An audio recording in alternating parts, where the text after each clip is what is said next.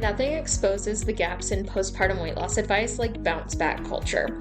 The pressure hits immediately, the support disappears overnight, and somehow you're expected to have it all figured out on your own. This is Nourished Mamas, the postpartum weight loss podcast, and I'm Mallory, a registered dietitian, weight loss coach, and mom who knows how disorienting this season can feel. Postpartum brings a whole new set of challenges no one prepares you for. The cravings that hit out of nowhere, the mom brain that makes everything take twice as long, the afternoons that feel impossible to push through, and the pressure to bounce back when you're just trying to get through the day. Here, we talk honestly about what's going on behind all of that, in a way that actually makes sense, and I'll walk you through simple, realistic changes that help you feel more steady, more energized, and more confident in your body again. No extremes, no shame, and no complicated systems that you'll want to abandon within the next 2 days. Just practical support that fits into your mom life, the messy, loud, beautiful, exhausting version, not Pinterest version. If you're ready to understand what your body is doing and finally have a plan that works in this season, let's get started. Welcome back to the Nourished Mamas podcast. Let's chat about what to reflect on or setting any goals for 2026. So when you have a baby, they get into a routine, right, where they sleep for a certain amount of time. They're awake for certain wake windows, and you're kind of used to what's happening. And then they throw it out the window. And then you've got sleep regressions, teething, dropping a nap when you just thought you cracked the code and had a routine down. This is not linear. Postpartum feels like chaos a lot of the time. It's a constant cycle of adjusting, adapting, surviving, repeat, you know? So typically, when you're thinking of like New Year's resolutions, you're thinking like, this is exactly what I want my year to look like. And that does not work when you have a tiny child that is depending on you to keep them alive. You can't do it the same way when, like, especially like if you hadn't had kids before and this is your first kid. I haven't had a second, so I cannot say for sure, but I'm pretty sure. Um, every time you have something new happening, the routine has to change. So if you have more than one child, that changes the routine too. That changes how you respond to things. And your entire year just feels like a game of plot twist where you look back and you're like, what's even changed? What progress have I made on any health goals? Because as soon as I started trying to exercise again, I wasn't able to get a full night's sleep for 3 weeks. Or maybe you got mastitis and it threw your health goals out the window. You know, like there's so many things that can happen. And there's so many more transitions during like the first 2 years than you've gone through in like the last decade.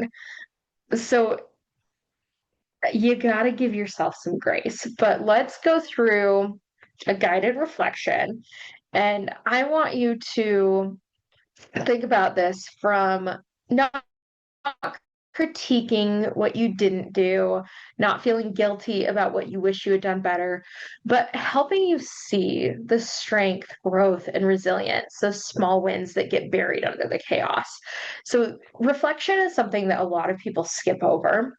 And it's one of my favorite things. Like, I'm releasing this episode during the week between Christmas and New Year's specifically because it's a time of year where we don't know what day it is. Um, it just kind of gets lost. And I love that. I think that's such a great time to slow down and reflect on the year behind us before we jump into the next year when we're making goals. And we're doing a challenge the first week of January to really focus in on that. But before we do that, I think it's a great time to reflect.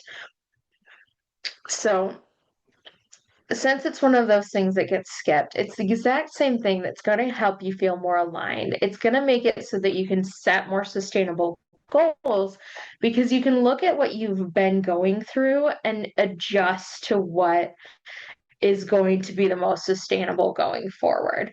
So, this episode is designed to give you some clarity before stepping into the challenge next week, where we're doing that resolution reframe. Um, and if you're not enrolled in that yet, go ahead and use the link in the show notes to register for the challenge and get into the Nourished Mamas community already. Because we're doing that from the 5th to the 9th. But right now, let's do that after the episode is over. But right now, let's just take a few minutes and think about the constant changes, um, approaching what you're seeing with compassion instead of criticism, and then thinking about ways that worked well for you this last year and adjusting or things that drained you that you don't want to do in the future. So, I'm going to give you some journal prompts and you can listen to them all the way through. That's what I would recommend is listen to it all the way through. I'll drop the prompts in the show notes as well, but I'm going to walk you through them. And then you can either re-listen to it and pause between each one or listen to it all the way through. And then at the end, you can look at the show notes, write them down in your journal, and just go nuts. Um, so if you're in the car, come back to this episode and look at the show notes later. Because I don't want you to be driving distracted, obviously. But let's dive into some journal prompts. So, what are some of the transitions that you navigated this year, whether they were expected or not? The first of which, I had my son in 2024. So I've had a little bit of time to adjust, but we've gone through sleep regressions, feeding changes, going into solids. I've gone back to work. I've changed jobs. I've moved 3 times. I've moved 300 miles and then I moved literally down the stairs during the second one. Um, so we had to navigate that. And we're navigating dealing with our pets, with my cat and how needy he gets, and making sure I spend enough time with him. Um, my dog, who tends to be a bit reactive, so we have to be really like on top of getting her enough playtime so that she is tired out. She's a working dog. Um, so, like, think about some of the transitions that you went through this year. Um, write those down and just give yourself that moment to reflect on what's gone on for you this year. Did you go back to work? Did you change jobs? Did you leave work when you had your kid? What has your life looked like over 2025 that is just totally different because of motherhood? And even if it's not to do with motherhood, like my our moves didn't have anything to do with us having our son, but it definitely impacted our lives around it because for a long time he was sleeping at the foot of our bed and we had been used to him having his own room for a while. Like when he got out of the bassinet, he went into his own room in our previous townhouse. And then we moved into a 1 bedroom apartment where it was just the three of us and our dog, like on top of each other all the time. And then to being able to spread out again. And so, like, that was a put everything and dealing with moving boxes and a toddler who wants to get into everything and a dog who wants to steal the moving boxes and eat them all. She likes to rip them up when they're empty, so that's all its own thing. Second journal prompt I want you to look at is where did you show up for yourself this year, even in tiny ways? Did you find a snack system that works really well for you? Were you able to set a boundary for yourself to get some more sleep, ask for help, and making sure you had time to take a shower? Were you able to set time aside to go for a walk? Um, I usually either walk my dog at night. So we do like a half an hour to an hour walk. Or if it's during the day, I've got the stroller as well. So it's like just trying to fit things in for me that are also beneficial for my dog, but then it's also great for my kid to go in the stroller and enjoy seeing the change of scenery without being able to touch the dog and be in her face all the time. So, what are some things that you've done for yourself, even if it's tiny, like getting yourself a new water bottle that you can carry around as a support water bottle? Just journal that out. Now, the third one I've got for you is what am I proud of surviving, learning, or becoming, even if no one else is seeing it? This can be really, really impactful for that compassion. Um, then the next one I've got for you is what drained you this year and what do you want to leave behind in 2025? Are there any things that you thought you wanted to do as a mother that now that you are a mother, you're realizing like, oh, I'm not going to have a perfectly clean, minimalistic house. I actually have kid toys everywhere. And occasionally there's going to be dishes in the sink when I go to bed. Um, so, what are things that drain you? Is it like those perfectionistic tendencies? Is it something where you feel like you are just trying to do too much? I left behind those high expectations that were just unattainable, basically. Between 2024 and 2025, I let go of a lot of things that were just super draining and super stressful. Um, and then think about what moments brought you joy, ease, relief. If contact naps bring you joy, you can be nap trapped all you want. The dishes can wait. Meal prep can wait. Feeding yourself can't, so keep some snacks where you get nap trapped. Just saying. Same with water. If you are nursing, keep that water like wherever you're going to be sitting and nap trapped. Like, just take my word for it. Alrighty. Here's the next one I've got for you is how have you grown emotionally, mentally or physically over the last year? Like what have been some changes in that regard? And then I like this one a lot. What support do I genuinely need to feel more like myself in 2026? So when I was newly postpartum, we were living a lot closer to family, but I was working out of my house a lot more. So I relied a lot on family. I relied on a nanny when I was working full time at a job that took me an hour away from my house every day to and then from. So I would have someone that was there to take care of my. While she was there, I asked her to also do some cleaning. And that was funny because she was always like, "You guys cook more than anyone I know," which is true, which is why I have the recipe vault and all of the resources that I have. Because I cook all the time. And so sometimes I need a little help with dishes and putting things away.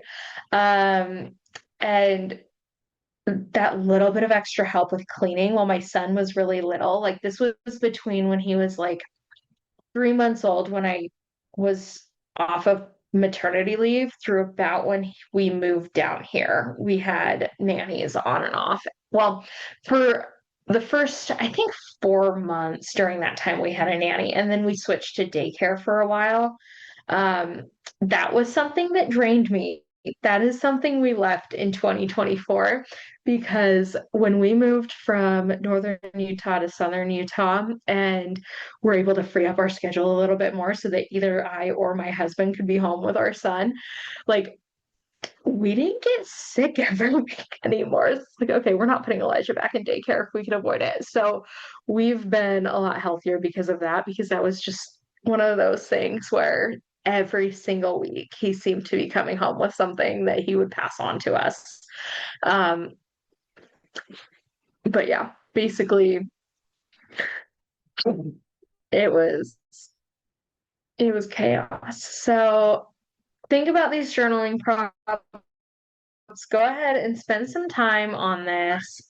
Um, you don't have to do it all at once. You can come back to it, or you don't even have to write it down. You can do like voice to text in a Google Doc if that's easier for you to just like journal it out by speaking. I'm an external processor. That's why I have a podcast.